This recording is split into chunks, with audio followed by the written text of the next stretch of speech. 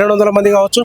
తెలంగాణ రాష్ట్రం సిద్ధించడానికి రకరకాల వ్యక్తులు ప్రయత్నం చేశారు. ఉద్యమంలో ఏం చేసినామో తెలుసు. అవును. ఇప్పుడు ఏం చేయబోతున్నాం అని చెప్పండి. ఇప్పుడు జూన్ 2వ తారీఖు రోజున తెలంగాణ ఉద్యమకారులకు ఒక ఐక్య సంఘాలందరినీ కూడా పిలిచి ఒక చట్టబద్ధత కమిటీని వేసి ఉద్యమకారులకు గుర్తించాలనేది మా డిమాండ్. రెండవది, ఏదైతే 250 గజాల జాగిస్తుంది అన్నదో ప్రభుత్వం మీద భారం పడకుండా మేము అతనికి చెప్పడానికి మేము సిద్ధంగా ఉన్నాం. సంఘాలందరం కూడా ఈరోజు 7 సంఘాలు ప్రభుత్వం అందరినీ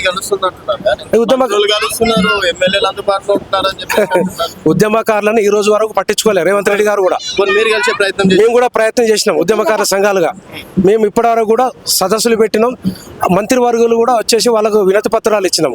గత 2 సంవత్సరాల నుండి సీతక్క గారి కావచ్చు, పొంగులేటి కావచ్చు, లేకుంటే సదస్సులు కావచ్చు, వరంగల్ కానీ పాలకుర్తిలో కానీ నానా సదస్సులు పెట్టినాం. అయినా కూడా ప్రతినిధులు ఈ రోజు వరకు చెప్తామన్నారు కానీ ఎవరు కూడా ఒక మాట కూడా చెప్పలే. ఉద్యమకారులు గుర్తిస్తారా లేదా అనేది అనుమానం వచ్చేసింది. ఈ 2వ తారీఖు గుర్తిస్తారన్న అభిప్రాయాలు అయితే మాకున్నాయి, నమ్మకం ఉన్నది.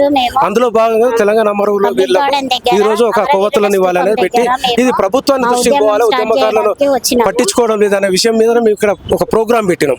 ఈ ప్రోగ్రాం తోటైనా రాష్ట్ర ప్రభుత్వం, రాష్ట్ర ముఖ్యమంత్రి గారు ఉద్యమ సంఘాలందరినీ ఏకం చేసి మాట్లాడి వాళ్ళు సలహాలు చెప్తారు, మీరు తీసుకోండి, మీకు గవర్నమెంట్ మీద భారం పడకుండా మేము చెప్తాం ఏ విధంగా చేయాలనేది. ఉద్యమ సంఘాలతోటి సమావేశం ఏర్పడేసి ఒక చట్టబద్ధత కమిటీ వేస్తారని నమ్మకం ఉన్నది.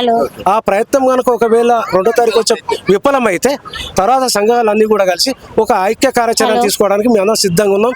రానున్న రోజులు కూడా దగ్గరలోనే ఉన్నాయి. రేవంత్ రెడ్డి గారు ఒకవేళ ఈ 2వ తారీఖు నిర్ణయం తీసుకుంటే ఆయనకు మేము మద్దతు ఎల్లవేళలా చేయడానికి మేము ఉద్యమ సంఘాలుగా మేము సిద్ధంగా ఉన్నాం. చెప్పండి.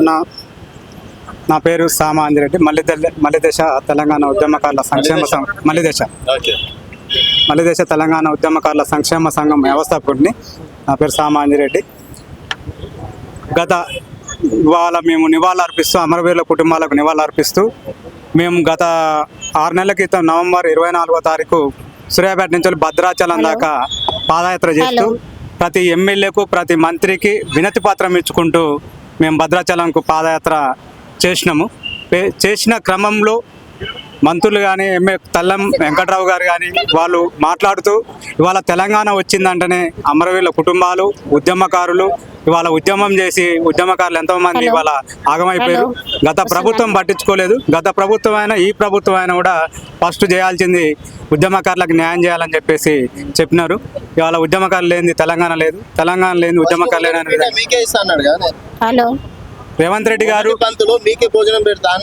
అది ఇంతవరకు 16 నెలలు గడుస్తున్నా కూడా కాంగ్రెస్ ప్రభుత్వం తెలంగాణ ఇచ్చింది, ఉద్యమకారులను కూడా గుర్తిస్తానన్నది. కానీ గద్దెనెక్కిన తర్వాత 16 నెలలు అవుతుంది కాంగ్రెస్ ప్రభుత్వం వచ్చి. కనీసం ఎక్కడ కూడా ఉద్యమకారుల సమస్యలు కానీ, గుర్తింపు కానీ, వాళ్ళకి ఇస్తున్న హామీ మీద కానీ రాష్ట్ర ప్రభుత్వం ఎక్కడ కూడా మాట్లాడట్లేదు. దీన స్థితిలో ఉన్నారు ఇవాళ ఉద్యమకారులు.